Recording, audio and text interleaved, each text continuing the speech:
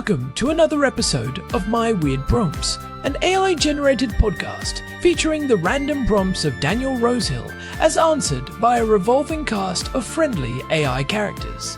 Join us for deep dives into AI, technology, and whatever other random thing Daniel finds fascinating today. Subscribe on Spotify or your favorite podcatcher. Now, today's episode. This episode was generated using artificial intelligence. Please verify facts.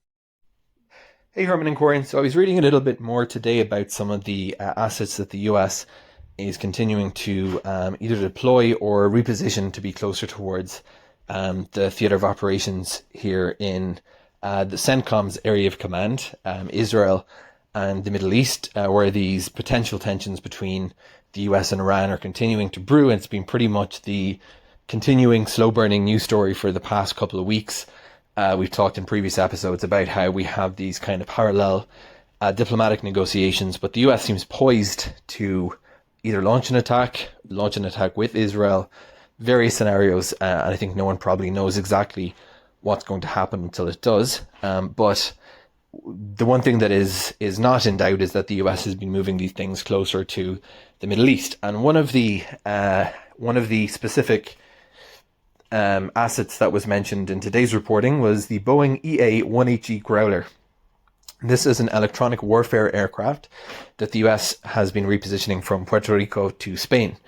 What I thought was interesting about this is I wasn't aware that there were actually specialty aircraft for electronic warfare. I always had the idea that electronic warfare capabilities were integrated into just about every type of modern fighter jet. We have seen, or if not, we should talk about it, some airborne surveillance planes, not the type of high-level reconnaissance assets like the U-2 that's still flying, but some more modern, I think even adapted business jets used for this purpose. But for electronic warfare, this is one that bears more of a resemblance to a classic fighter jet. In fact, it's just a specialized version of the 18F Super Hornet from Boeing. So Herman and Corn, I'd love to chat today about this domain of warfare, because we're used to hearing about the domains of modern war being fought across land, sea, air, and cyber. And electronic warfare sometimes gets missed or just reduced to GPS jamming, which is just one of the types of electronic warfare. I'd love to chat, Herman and Corn, about these specialized aircraft specifically for this purpose. According to Wikipedia, electronic warfare aircraft go all the way back to the 1940s and specialize in degrading the effectiveness of enemy radar and radio systems by using radar jamming and deception methods. And I was reading about the type of capabilities that this Boeing aircraft has on board. The ALQ-99 tactical jamming pods, specialized in detecting, classifying, and geolocating emitters. So basically, a forward aircraft who's trying to find all the radar being operated by an enemy, jamming it remotely so that, as it says, packages can get in. Strike packages can get in and out. That's a word that the US military uses. Suppress enemy air defenses, SEAD.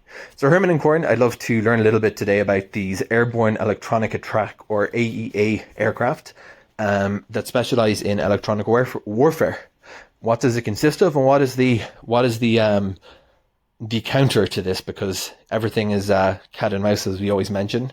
So just as I imagine militaries use these aircraft for trying to jam radar, the other side is trying to do the same thing and counter the efforts for electronic warfare by the attacking side.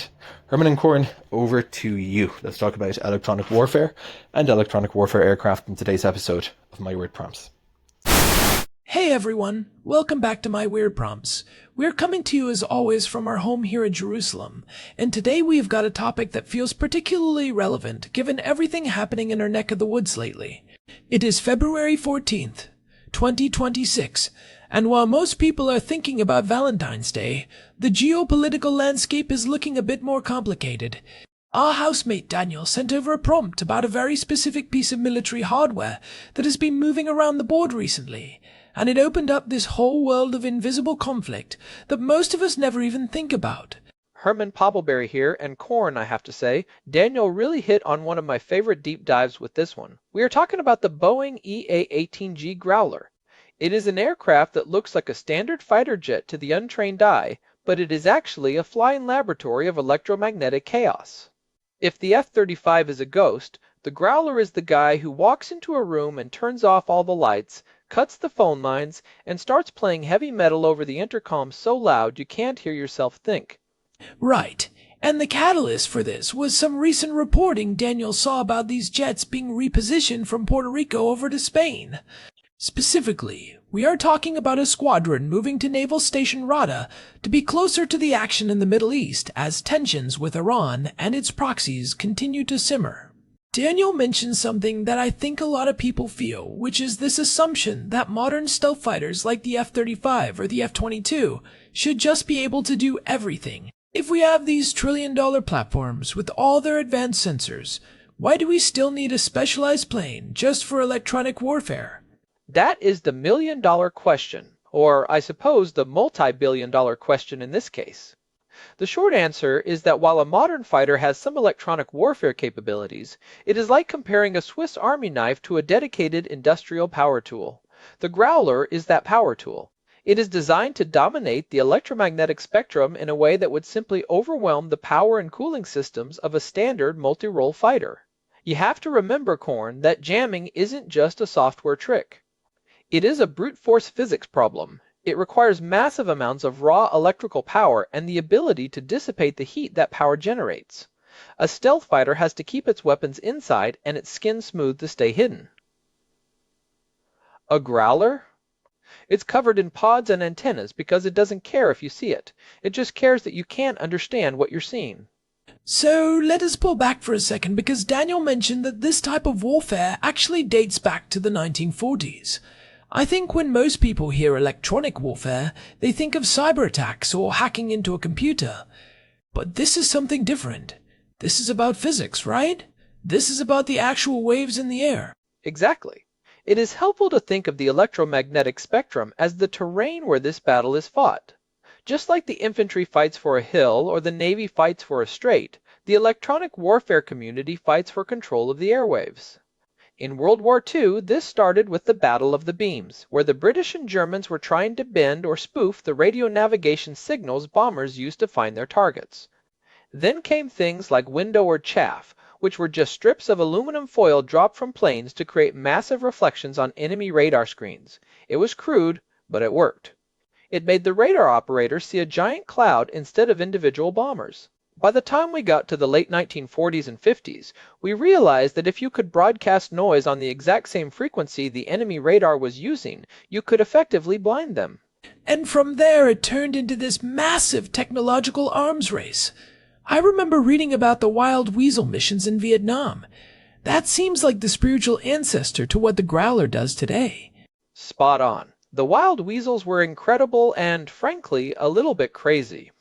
Their job was literally to fly toward enemy surface to air missile sites, wait for the radar to lock onto them, which meant a missile was likely about to be fired, and then follow that radar beam down with a missile to destroy the site.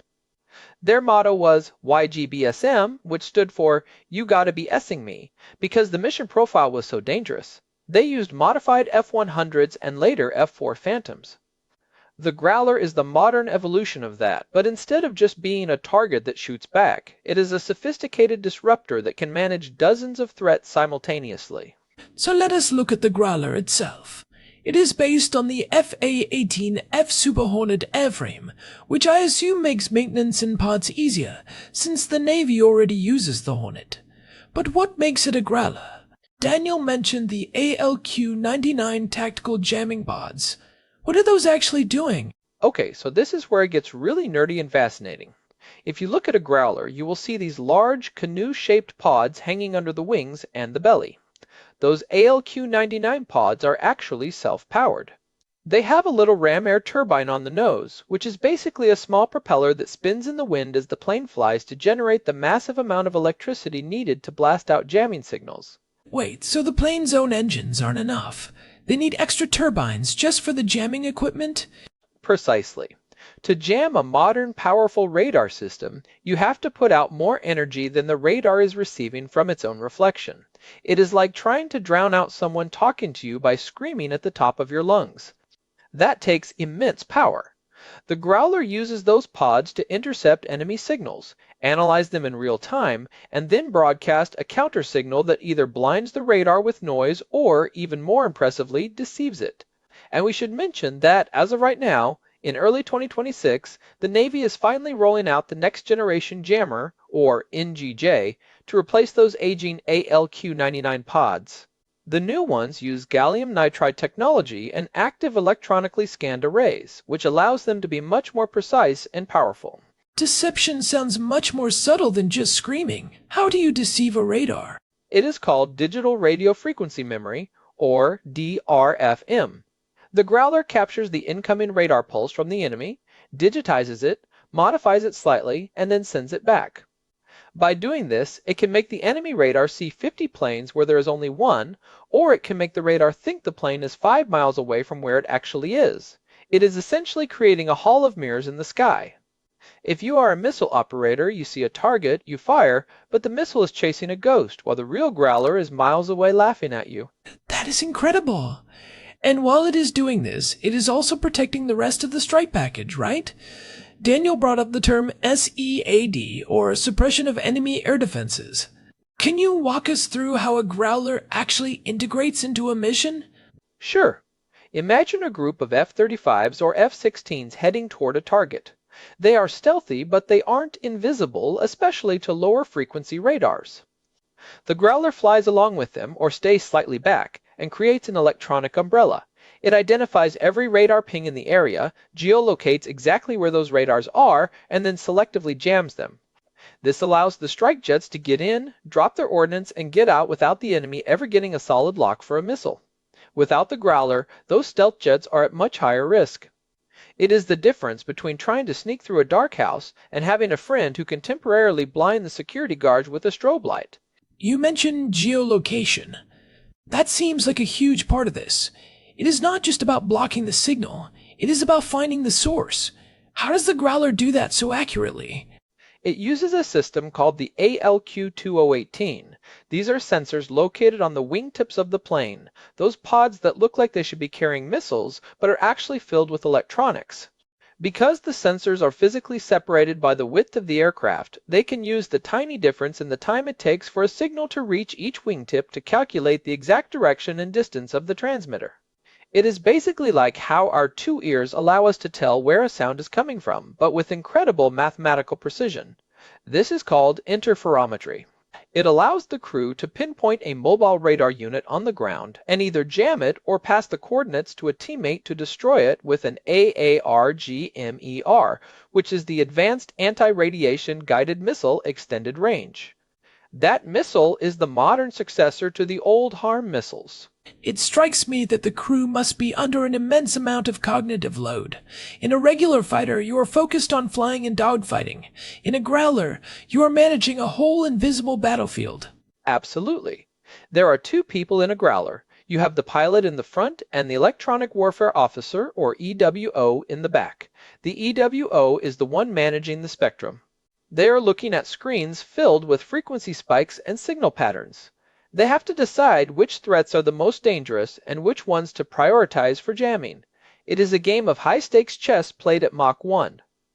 In fact, the software has become so complex that the military is now integrating AI to help the EWO sort through the noise. We call it cognitive electronic warfare.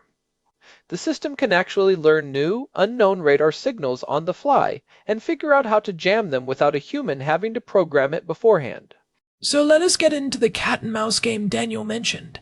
If the U.S. is deploying these Growlers to Spain to keep an eye on things in the Middle East, what are the counters? If I am a country with a sophisticated, integrated air defense system, how do I fight back against a Growler? This is where it gets really intense. One of the primary counters is something called a home-on jam missile. Most missiles use their own radar to find a target. But if a Growler is jamming that radar, The missile can be programmed to simply stop looking for a reflection and instead fly directly toward the source of the jamming noise. It is like if you are in a dark room and someone is shining a blinding flashlight at you. You might not be able to see their face, but you know exactly where the light is coming from. That sounds terrifying. You are basically turning yourself into a giant beacon for every anti-radiation missile in the area. Exactly, so the Growler has to be able to shut off its jamming instantly or use those deception techniques we talked about to make the missile think the beacon is somewhere else. There is also the move toward low probability of intercept radar, or LPI. Modern radars can hop between frequencies thousands of times per second, or use very low power signals that are designed to blend in with the background static of the universe. If the Growler's sensors can't distinguish the radar signal from the background noise, they can't jam it. It is like trying to hear a specific person whispering in a crowded stadium. So it is a constant race to see who can have the more sensitive receiver versus who can have the more hidden transmitter. I am curious about the move to Spain that Daniel mentioned. Why Spain? If the tensions are in the Middle East, why not base them in the Persian Gulf or somewhere closer? Well, Spain offers a lot of strategic flexibility. Naval Station Rota is a huge hub for the U.S. Navy. By having the Growlers there, they can support the Sixth Fleet in the Mediterranean, but also deploy quickly into the Middle East or even Northern Europe if needed. It is also about the range and the support infrastructure. These planes are part of a carrier air wing, so they often move with the aircraft carriers. But having land-based Growlers in Europe provides a layer of persistent electronic overwatch that you don't always get from a carrier that has to move around. Plus, Rota is the gateway to the Mediterranean. If you want to monitor signals coming out of North Africa, the Levant, or even the Black Sea, it is the perfect perch. It also sends a message, right? Moving these specific assets is a very loud signal in a very quiet way. It tells the other side, we are prepared to blind your defenses if we need to. Precisely. In military circles, moving a Growler squadron is often seen as a bigger signal than moving a squadron of standard fighters. It is a specialized enabler. It means you are preparing the battlefield for a larger operation. It is the ultimate chess move.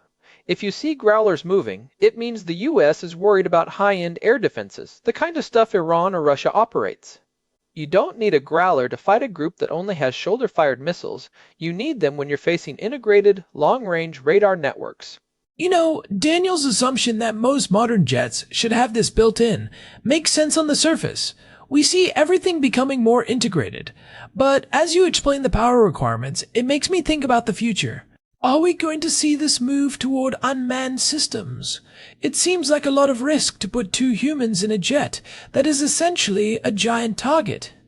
You are hitting on the exact direction the military is heading. There is a lot of talk about loyal wingman drones, or what the Air Force calls collaborative combat aircraft. Imagine a single Growler or an F-35 controlling 4 or 5 smaller, cheaper drones that carry the jamming pods. Those drones can fly much closer to the enemy radar. They can be more aggressive, and if one gets shot down by a home-on-jam missile, you haven't lost a multi-million-dollar pilot and a highly trained officer. We are seeing the beginning of this with the XQ-58 Valkyrie and other platforms. That would also allow you to spread the jamming out over a wider area, creating even more confusion. Instead of one source of noise, you have 6. Exactly, and you can use them to create a bistatic or multistatic radar network. One drone emits a signal, and the other drones just listen for the reflections. It makes it almost impossible for the enemy to find the listeners. We are moving away from the idea of a single platform doing everything and toward a distributed network of sensors and emitters. It is called mosaic warfare. If you break one piece of the mosaic, the overall picture still works. I want to go back to the history for a second because Daniel mentioned the 1940s. It is wild to think that the same basic principles of messing with radio waves have remained the same for 80 years, even as the technology has gone from vacuum tubes to advanced gallium nitride semiconductors. It really is a battle of physics. Whether it is 1944 or 2026, the goal is to control the information the enemy receives. If you can control what they see on their screens, you control the reality. There is a famous story from the Gulf War in 1991 where the electronic warfare was so effective that the Iraqi air defense operators eventually just stopped turning on their radars because they knew that as soon as they did, a harm missile would be heading their way. That is the ultimate goal of the Growler. Not just to jam, but to create a psychological state where the enemy is afraid to even use their own equipment. That is the suppression part of SEAD. It is not just about blowing things up, it is about making them useless. Exactly. And we should talk about the ALQ-99's replacement in more detail, because that pod is actually quite old. It's been around since the Vietnam era in various forms. The Navy is currently rolling out the next generation jammer midband, or NGJMB. This uses AESA technology, which stands for Active Electronically Scanned Array. Instead of just blasting noise in all directions, these new pods can steer multiple beams of energy with incredible precision. They can jam one frequency while simultaneously listening on another, and they can do it with much higher power and efficiency. So, instead of a shotgun, it is more like a group of snipers with laser-guided beams of electromagnetic energy. That is a perfect analogy. It allows the Growler to be much more surgical. It can jam a specific cell phone network or a specific missile guidance frequency without knocking out the radio communications of the friendly troops on the ground nearby. That has always been a big problem with older jamming technology, which is called fratricide. You end up jamming your own guys because your signal is too broad. In the past, if a Prowler, the Growler's predecessor, turned on its jammers, it would often blind the friendly radars too. The Growler with NGJ can carve out a little cone of silence just for the enemy. That is a huge point. If you are screaming so loud that the enemy can't hear, your friends probably can't hear you either. Being able to carve out little windows of silence for your own side while drowning out the enemy is a massive tactical advantage. It is the holy grail of electronic warfare. And the Growler is the only platform in the world that can really do this at this scale. The Russians and the Chinese have their own versions, like the J-16D, but the Growler has the benefit of decades of operational experience from the EA-6B Prowler and the EF-11 Raven before it. The software and the libraries of signals that the US has built up are its real secret weapon. Libraries of signals. That sounds like a digital catalog of every radar in the world. It basically is. Every radar system has a signature, like a fingerprint. The way the signal pulses, the frequency it uses, the way it scans. The U.S. intelligence community spends a massive amount of effort collecting these fingerprints through ELINT, or electronic intelligence. When a Growler is in the air, its computers are constantly comparing what they hear against this library. Oh, that is an S-300 radar. That is a Chinese Type 052 destroyer. That recognition happens in milliseconds, and it tells the EWO exactly which jamming profile to use. So when Daniel sees a report about these planes moving to Spain, it is not just about the hardware. It is about moving that entire library and the capability to use it into a specific theater. It is about bringing the most advanced signal processing on the planet to the doorstep of a potential conflict. Exactly, and it is also a reminder of how vulnerable we are.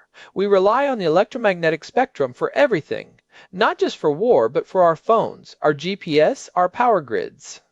The same technology that a Growler uses to jam a radar could, in theory, be used to disrupt civilian infrastructure. That is why this cat-and-mouse game is so important. It is not just about who has the biggest bomb. It is about who can keep their lights on and their radios working when the other side is trying to shut them down. Think about GPS jamming. We've seen a massive increase in that over Eastern Europe and the Middle East in the last 2 years. The Growler is one of the few tools that can help navigate in those denied environments. That brings up an interesting takeaway for our listeners.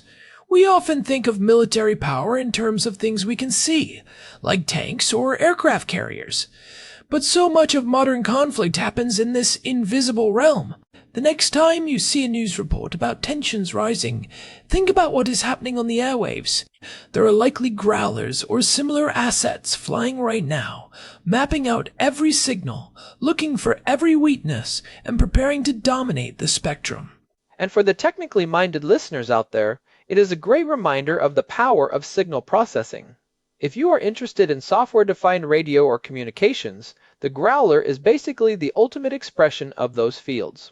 It is a flying supercomputer that treats radio waves as a battlefield. There is actually a famous story from a training exercise where a Growler shot down an F-22 Raptor. It wasn't a dogfight. The Growler just managed to jam the Raptor's sensors so effectively that it could get a simulated missile lock. It proves that even the stealthiest, most advanced fighter in the world is vulnerable if it loses the electronic war. It is also worth noting that this technology eventually trickles down. The advancements in AESA radar and high-powered semiconductors that were developed for electronic warfare are now finding their way into things like 5G and 6G telecommunications and advanced weather satellites. The race to jam a radar today might lead to better internet for everyone tomorrow. Or at least more robust internet that is harder to interfere with. The cat and mouse game never ends, it just moves to new frequencies. We are even seeing research into using high-power microwaves to physically fry the electronics of drones or missiles. The Growler is the platform that will likely carry those weapons in the future. Well, I think we have thoroughly explored the world of the Growler today. Daniel, thanks for sending that one in. It is fascinating to realize that while we are sitting here in Jerusalem, there is this whole other layer of reality being contested right above us and across the Mediterranean. It really highlights how much of modern security depends on things that are completely invisible to the naked eye. It really makes you look at those streaks in the sky a little differently, doesn't it? You see a jet and you think it's just a fast plane, but it might be a flying black hole for radio waves. It certainly does. Before we wrap up, I want to say that if you are enjoying these deep dives into the weird and the technical, we would really appreciate it if you could leave us a review on your podcast app or on Spotify. It genuinely helps other people find the show and keeps us going. We are aiming for more of these technical deep dives as the world gets more complicated. Yeah, it makes a huge difference. We love seeing the feedback and knowing which topics are hitting home for you guys. If you have questions about the physics of jamming or the history of the wild weasels, send them our way. You can find all of our past episodes, including our deep dives into other military tech and historical anomalies, at myweirdprompts.com. We have also got a contact form there, if you have a prompt you want us to tackle, or you can just find us on Spotify. We'll be back next week with another look at the strange and the sophisticated. This has been My Weird Prompts. Thanks for joining us in the invisible battlefield today. Stay curious and keep your signals clear. We will see you next time. Goodbye, everyone. This episode was generated using Gemini Flash 3. Text-to-speech engine was Chatterbox Turbo. Thanks for listening to another episode of My Weird Prompts, an AI-generated podcast featuring Daniel Rosehill's AI prompts, as answered by a revolving cast of friendly AI characters including me, Cornelius the Sloth. Subscribe on Spotify or visit myweirdprompts.com.